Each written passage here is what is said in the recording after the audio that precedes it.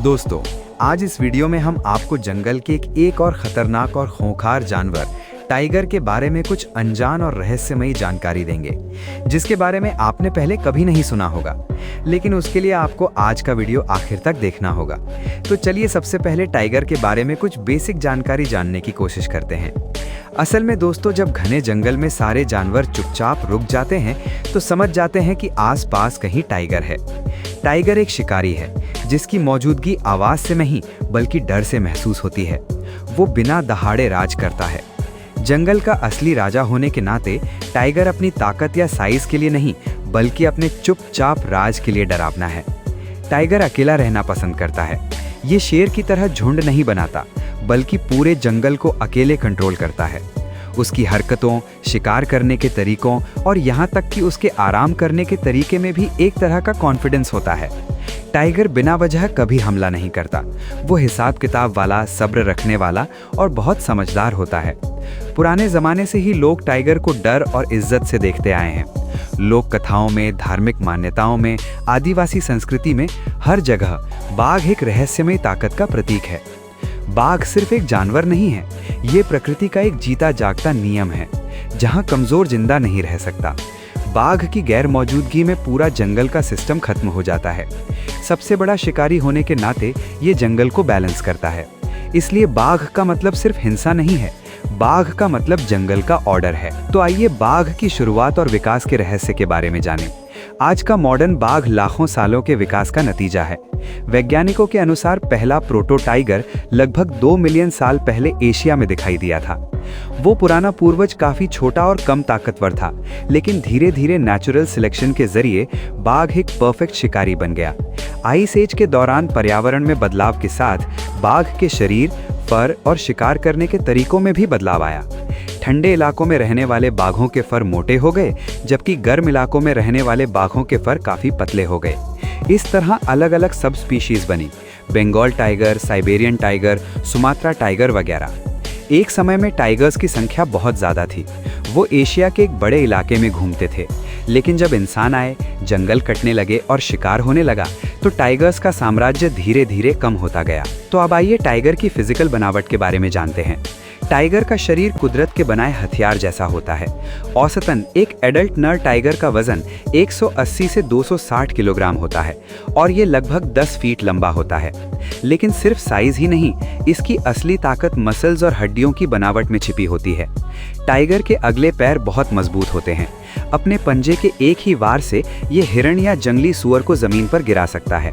इसके कंधे की मसल्स इस तरह से बनी होती हैं कि ये कुछ ही देर में अपने शिकार को जमीन पर गिरा सकता है। टाइगर की रीढ़ की हड्डी बहुत लचीली होती है। इस वजह से ये कूदते समय अपने शरीर को फैला सकता है और एक छलांग में लगभग 30 फीट की दूरी तय कर सकता है। इसकी पूंछ न सिर्फ बैलेंस बनाए रखने में बल्कि तेजी से दिशा बदलने में भी अहम भूमिका निभाती है। सबसे खतरनाक इसका जबड़ा होता है। बाघ के काटने की ताकत लगभग 1050 psi होती है, जिससे वो आसानी से अपने शिकार की गर्दन तोड़ सकता है। इस शारीरिक बनावट ने बाघ को जंगल में एक बेजोड़ शिकारी बना दिया है। बाघ के दांत आम दांत नहीं होते, वे कुदरत के मारने वाले हथियार हैं। इसके ऊपरी कैनाइन दांत लगभग 7 से 8 सेंटीमीटर लंबे होते हैं। इन दांतों से ये अपने शिकार की गर्दन पर एकदम सही वार करता है।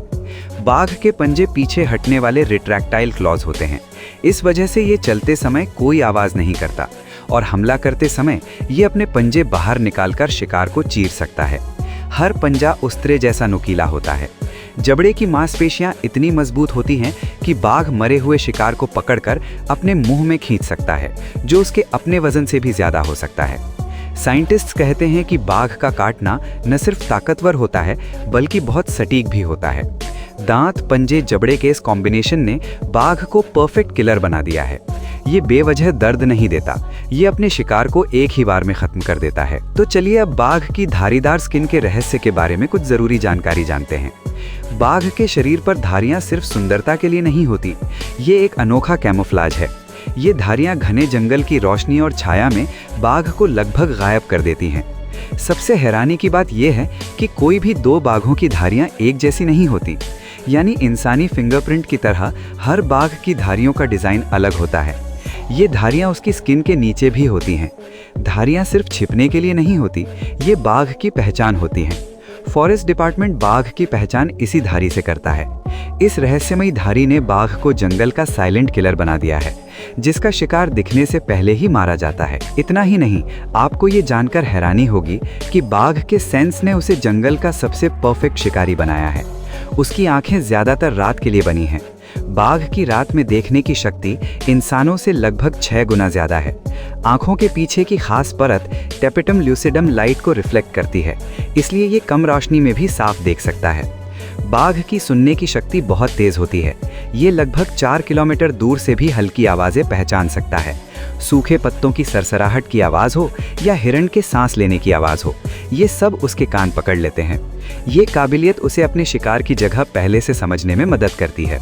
बाघ के लिए सूंघने की शक्ति भी बहुत जरूरी है। वो सूंघकर शिकार, दुश्मन और दूसरे बाघों की मौजूदगी भी पता लगा लेता है। ये पेशाब और ग्रंथियों से निकलने वाली गंध से अपने इलाके को मार्क करता है। इन तीनों इंद्रियों का मेल बाघ को बहुत खास बनाता है। तो आइए बाघ की ब्रीडिंग सीजन और व्यवहार के बारे में जानते हैं।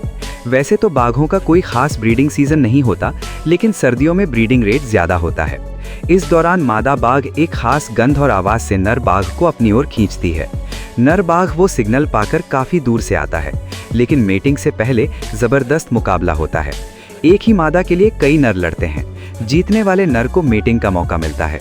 ये लड़ाई सिर्फ ताकत का ही नहीं, बल्कि सब्र और समझदारी का भी टेस्ट होती है, क्योंकि अगर गंभीर रूप से घायल हो जाए तो बच्चे पैदा करना तो दूर, जिंदा रहना भी मुश्किल हो जाता है। लेकिन मेटिंग के बाद मादा टाइगर का प्रेगनेंसी पीरियड आमतौर पर 95 से 110 दिनों का होता है। इस दौरान वो बहुत सावधानी से जिंदगी जीती है। वो एक सुरक्षित, सीक्रेट और शांत जगह ढूंढती है और मांद बनाती है। प्रेगनेंसी के दौरान मादा टाइगर का शिकार कम हो जाता है, लेकिन खाने की जरूरत बढ़ जाती है। वो रिस्क से बचती है और आसान शिकार चुनती है। इस दौरान उसका हर फैसला उसके आने वाले बच्चों के जिंदा रहने पर निर्भर करता है।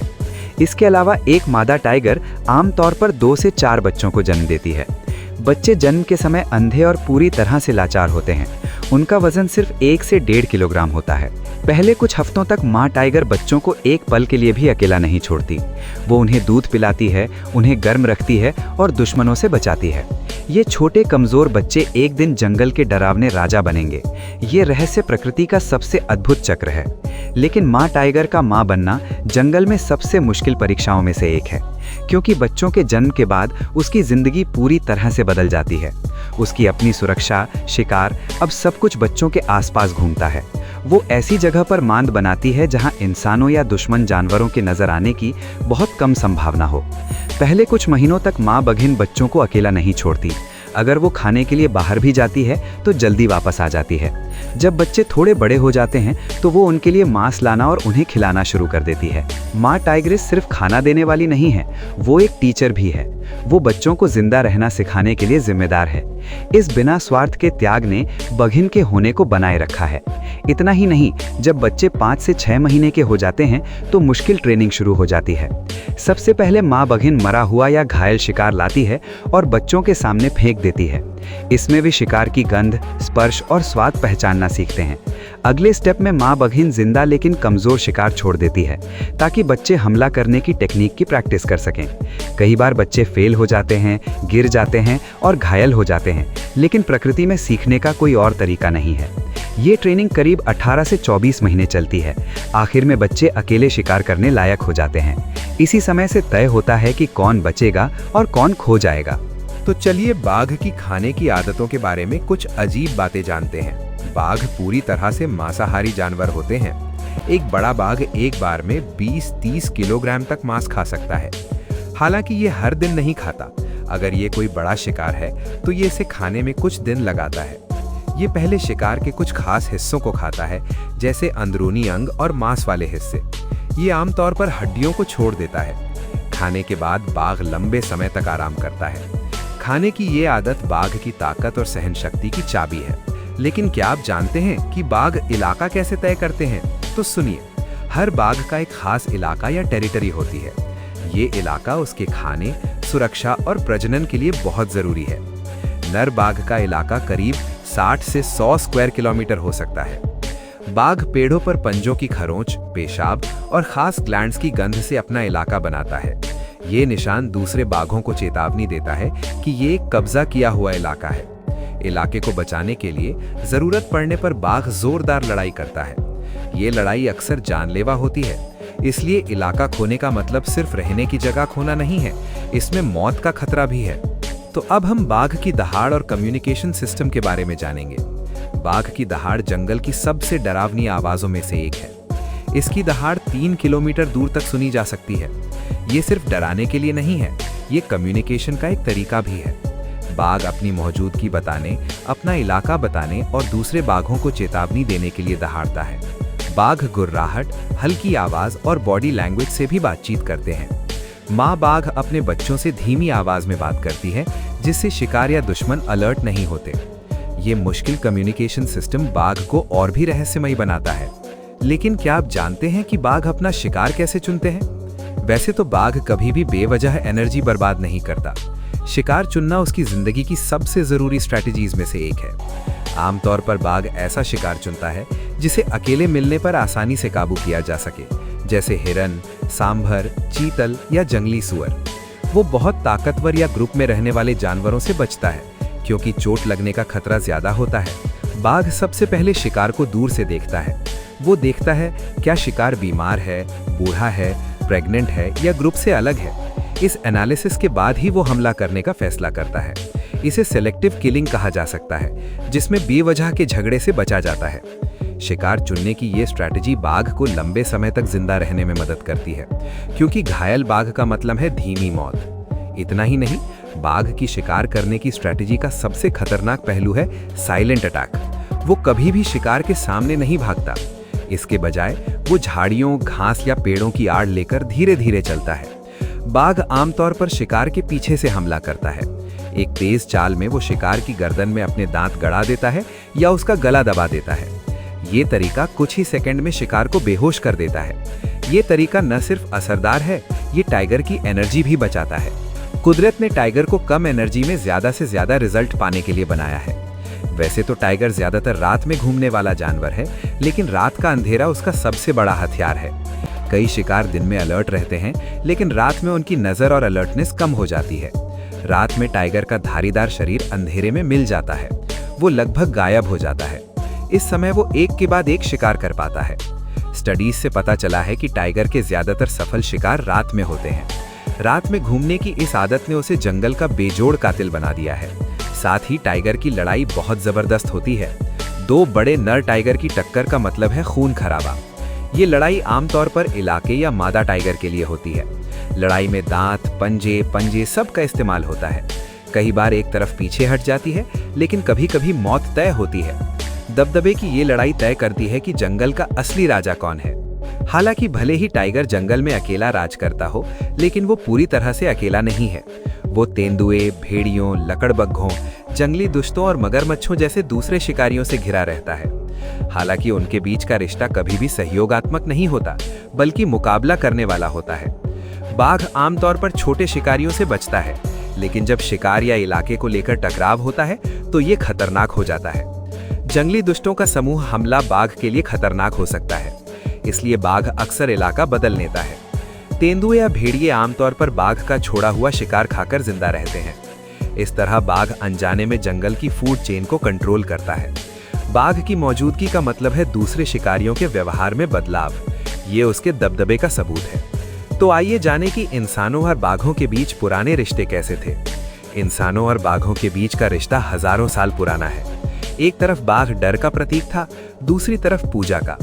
भारतीय उपमहाद्वीप में बाघ देवी दुर्गा का वाहन है, जो ताकत और करेज का प्रतीक है। लेकिन सभ्यता के फैलाव के साथ ये रिश्ता बदल गया। जंगलों की कटाई, खेती और बस्तियों की वजह से बाघों का इलाका कम होता जा रहा है। इंसानों और बाघों के बीच टकराव बढ़ रहा है। लोग बाघों को दुश्मन और बाघों को खतरे का जरिया समझने लगे हैं। यही गलतफहमी आज के संकट की मुख्य वजह है। लेकिन अब सवाल यह है कि आज बाघों को कैसे बचाया जाए।